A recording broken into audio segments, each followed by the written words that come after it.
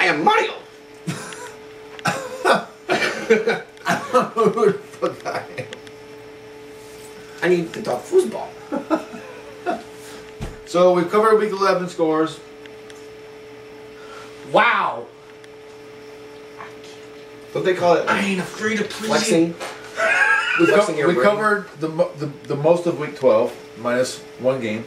Oh, we also didn't mention Beanie Wells had 239 yards. Yeah, he did. Peterson returned a punt for a touchdown, his fourth of the season. Yeah, both against the team that we will not mention. Who was that? They shall not be spoken! We don't talk about the it. Silver Arches. Yeah, whatever team that the Arizona Cardinals played this week. Yeah, those guys. Them guys, they'll only be mentioned once, and it's not in a good way. Trust me. Yeah. Let's talk about the divisions and what's going on in the divisions, okay? I'm excited about this conversation. Let's start with NFC. Okay. We'll go with the East. You know what? Let's just jump from NFC to AFC as far as the East. So we'll do. Okay. All right. You want to do that? I like that. What? I like that. Okay. What is? You're quite the creative cat. Okay, NFC East. There's pretty much at this point a two-horse race: Dallas and the Giants. Dallas 7-4, Giants 6-4, but the Giants at the Saints tonight. Yes. That could change. Yes. So this is a big game for the Giants. 4-7 for Philly, 4-7 for Washington. So don't expect much firepower to come from those two teams. So it looks like a two-horse race in the NFC East. Yeah. Yes. Yes. Any thoughts? Well, out of those teams there, I would definitely probably lean towards Dallas, to be honest with you. Really? I should have pulled the schedule over to see. I think they have to play each other pretty soon. Yeah. I would not CT, and the only reason why I say that is because the Giants, you know, like three years ago, whenever they played in the Super Bowl, or 4 years ago, whenever they played in the Super Bowl against the Patriots. I know obviously it's a different team now, but they almost. I mean, that was a team whenever the Patriots went 16-0 that regular season. And the Giants in the very last game almost beat them. So like the Giants are like that team that you just like we've been saying, you just don't really know what you're gonna get. But like we said, more times than not, you get the good Giants so far this season than you get the bad. Well, that's true, but on the flip side of that though, look at Dallas. We started off the season, all of us, even Ed, was like, what's going on with Dallas? What's happening with them? What's up with Romo? Why is he doing what he's doing? And then he did that super big comeback game where he was messed up real bad, led him back to a victory. Then they had a couple hit and miss games, and now they've been kind of on a roll. Well, they beat San Fran, but they lost. They gave away a game to Detroit. Right. They lost to the Jets. I mean, they haven't lost to slouches so far this year. And their losses, for the most part, have been fairly close. And that's the main reason why I'm going to go with them for this. Well, they also haven't had consistent non-injury games. That's also true. And one thing that Dallas has going for them, it's not that they have more weapons or less weapons than the Giants. They just have better weapons. No, they have DeMarco Murray on the running game. Yeah. And they have Des Bryant. I think Des Bryant. Des is a lights-out player. Yeah. But and Jason Witten is arguably the best tight end in the league. Des Bryant does not produce, arguably, the giant numbers you want that you think he could give. But yet he does give you, in spurts, good plays. Yeah. Absolutely. And he's just him alone being on the field is a weapon that they have to recognize, and that's a game changer. Yeah, and you got Jason Witten, you got Des Bryant, you got DeMarco Murray. You got Romo, who's in November, December mode. You got Jesse Holley. So, you know, I don't know. It's kind of hard to say. But on the flip side, Dallas is winning. Kevin Boss, Brandon Jacobs. I'm not going to say convincingly. The Giants are inconsistent, but they're good. They're competitive. So it's what's going to happen here is on December 11th, the Giants and the Cowboys are going to face up on Sunday Night Football. With only three games left after that, one of which will be another Giants-Cowboys matchup. Really? So the last 4 weeks of the season, we're going to find out which of these two horses is going to run the furthest. Right. Yeah. Yeah. Good. That's Good segment. That'll be a good little week of football. Yeah. We'll have to touch on that a little bit later. How about the AFC East?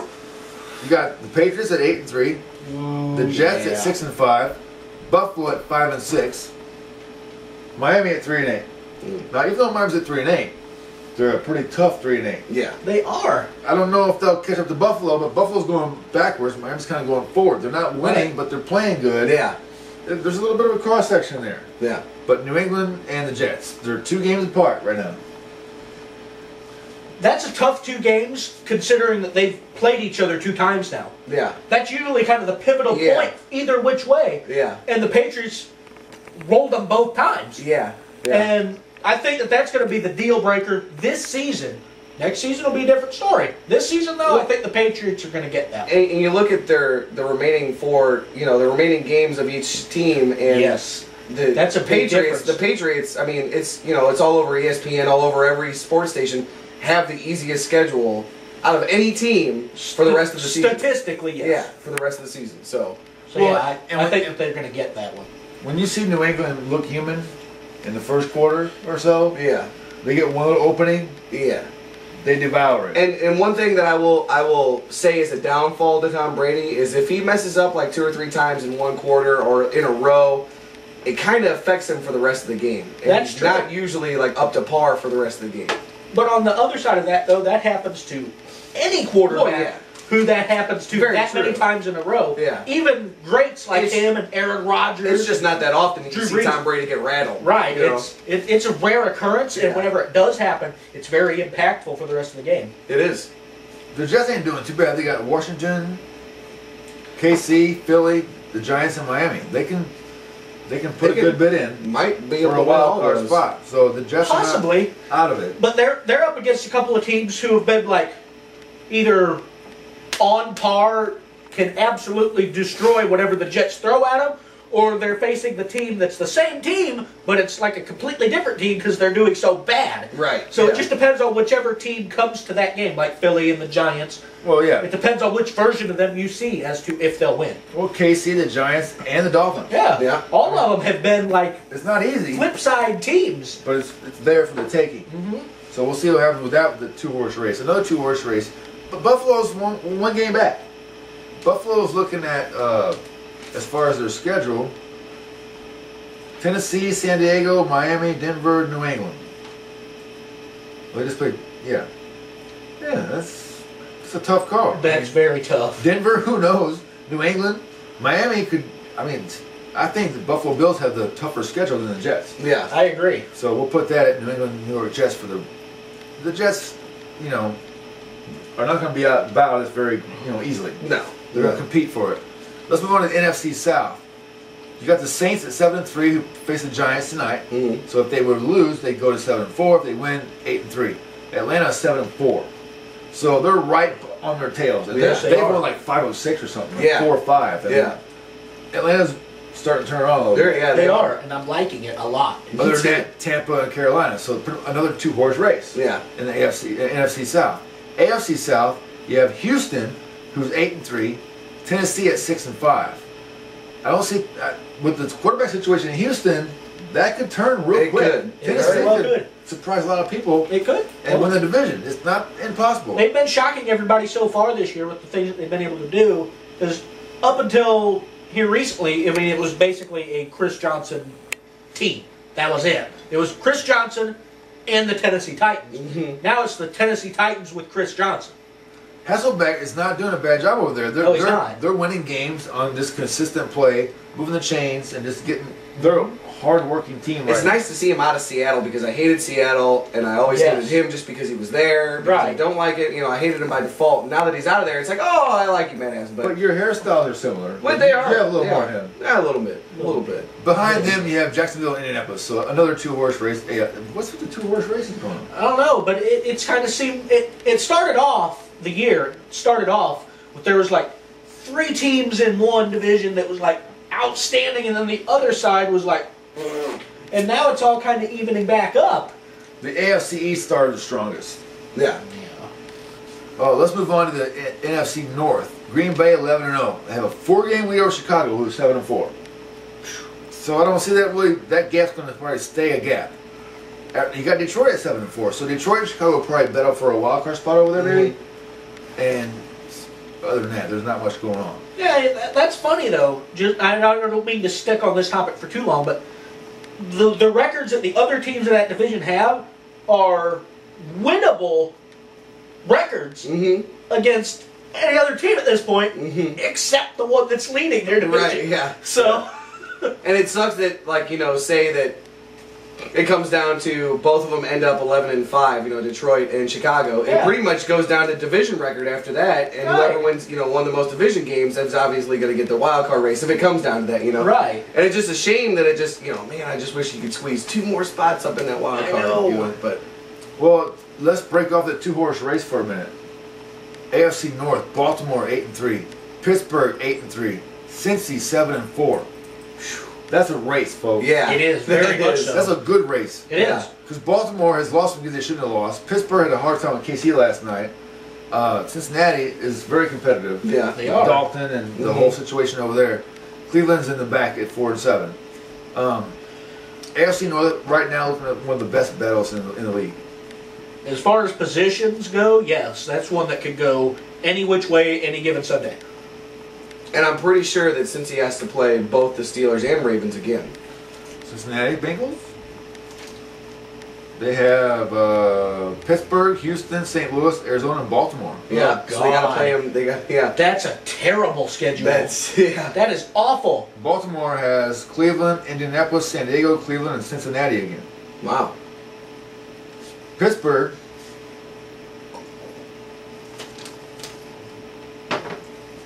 Wins them all. Cincy, Cleveland, San Fran, St. Louis, and Cleveland. I don't know if they win them all or not. They've got San Fran in there. Pittsburgh has and the Cincy. best schedule. Pittsburgh has.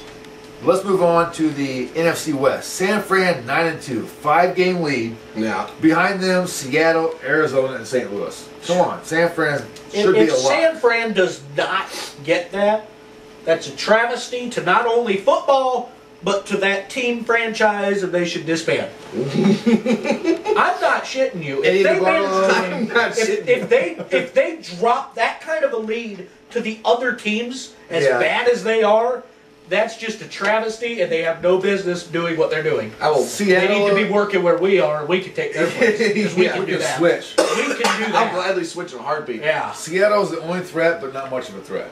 So it should be a San Fran it should be. division Yes. over there. How about the AFC West? Oakland 7-4, Denver 6-5. Big fight there. KC 4-7, San Diego 4-7. Sad. Started out 4-1, a 6-game skid. The Chargers, Phillip Rivers, go somewhere Fell else. apart. Just go somewhere else. You'll Just do better fall somewhere apart. else.